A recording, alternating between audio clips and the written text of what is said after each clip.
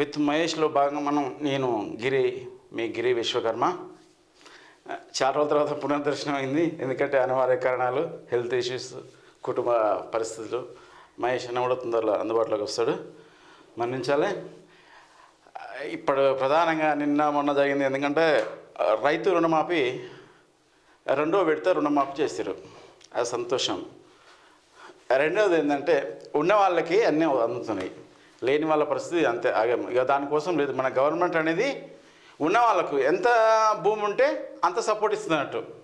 ఇక లేని వాళ్ళకి సపోర్ట్ ఇచ్చేది లేదు ఈ గవర్నమెంట్ సిస్టమ్. ఇక దీనికి వీళ్ళు పెద్ద ఎత్తున పేపర్లలో అడ్వర్టైజ్ ఇవ్వడం జరుగుతుంది. దానికి కూడా ఖర్చు మన ఇక ట్యాక్స్ పేయర్స్ ఉన్నారుగా, వాళ్ళు లిక్కర్ దాతలు వీళ్ళే ఉన్నారుగా, లిక్కర్ కొనుక్కొని పోషించే వాళ్ళు ఇందే ఉంది మన పరిస్థితి. ఇంకా రెండోది, కాంగ్రెస్ పార్టీ కుడిలో పడ్డ ఎలుకలాగా ఉంది. ఎందుకంటే 26 మంది ఎమ్మెల్యేలను చేర్చుకొని పార్టీ విలీనం చేసుకోవాలనుకున్న విధంగా ఉండే. కాకపోతే ఏంటంటే అది ఇప్పట్లో సాధ్యమయ్యే పరిస్థితి లేదు. ఎందుకంటే 3 నెలలు గడిచిపోయింది వరకు. 10 మంది ఎమ్మెల్యే, ఇంకా 16 మంది ఎమ్మెల్యేలు కావాలి.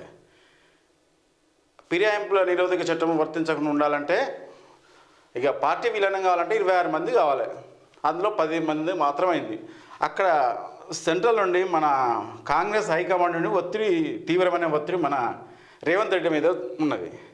కానీ ఈడ మాత్రం వచ్చేవాళ్ళు ఇవ్వలేరు. ఈడ కేసీఆర్ అతను రాజకీయ చైతన్యం చతురత చూపిస్తున్నాడు ఈడ. ఎందుకంటే ఇప్పుడు మొన్న రీసెంట్గా గద్వాల ఎమ్మెల్యే కృష్ణమోహన్ గారు చేరిండు. ఆయన ఏమైంది, ఆయన తిరిగి మళ్ళీ బీఆర్ఎస్లో పోయిండు. ఇట్లా ఇంకా 4 మంది ఎమ్మెల్యేలు చేరిన బీఆర్ఎస్లో, కాంగ్రెస్ పార్టీలో చేరిన ఎమ్మెల్యేలు తిరిగి మళ్ళీ బీఆర్ఎస్లో పోతున్నారు. అంటే దాని అర్థమైంది, వాళ్ళు ఏదో గొప్ప వాళ్ళు అని కాదు, వాళ్ళు ఏదో సాధిద్దామని కాదు, ఇక్కడ వాళ్ళకి ఏం దొరుకుతలే ఈడ. రెండవది ఏంటంటే ఉన్న ఎమ్మెల్యే 10 పోతుంది, మళ్ళీ తిరిగి కాంగ్రెస్ పార్టీ మీద గెలిచే స్థితిలో లేదు. ఈ కాంగ్రెస్ పార్టీ పేరు కూడా పోయింది. అందుకోసమే ఉన్న పదవిని కాపాడుకుందామని దేవుడా అని బతుకు జీవుడు అన్నట్టుగా మళ్ళీ బీఆర్ఎస్ పార్టీలో జరుగుతున్నాయి. ఈ విషయం కనుక ఇట్లే రీగైన్ అయ్యే పేరు అనుకో, మిగతా 9 మంది అట్లా 10 మంది అయ్యారు. 10 మంది అంటే 4 పోరు ఎట్లాగో, అంత సీన్ లేదా.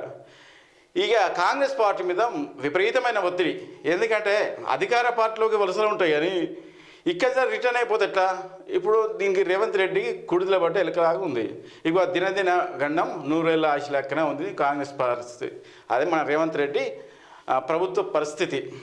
ఇంకొకటి, పరిస్థితులు కూడా వాతావరణ పరిస్థితులు అనుకూలించక మన కేరళ దేవ ప్రాంతం అంటారు దాన్ని, దైవభూమి, ఆడ కూడా విలయ తాండం చెందిన కొండ చర్యలు విరిగిపడి చాలామంది చనిపోతారు. 133 మంది ఇప్పుడు చనిపోయారు. కనీసం 800 మంది గల్లంతయ్యారు, వాళ్ళ ఆచూకు లేదు. ఎంత ప్రకృతి కోపం తెలిస్తే ఎవడు ఏం చేయలేడు. అదొకటి. ఇలా ఇంకా ఇంకెన్నో చూద్దాం. ఏమేమి ఉన్నాయో ఈరోజు వార్తా పేపర్లలో, వివిధ పేపర్లు ఏమున్నాయో తెలుసుకుందాం. అందులో ముఖ్య విషయాలు తెలుసుకుందాం. ముందుగా V6 వెలుగు.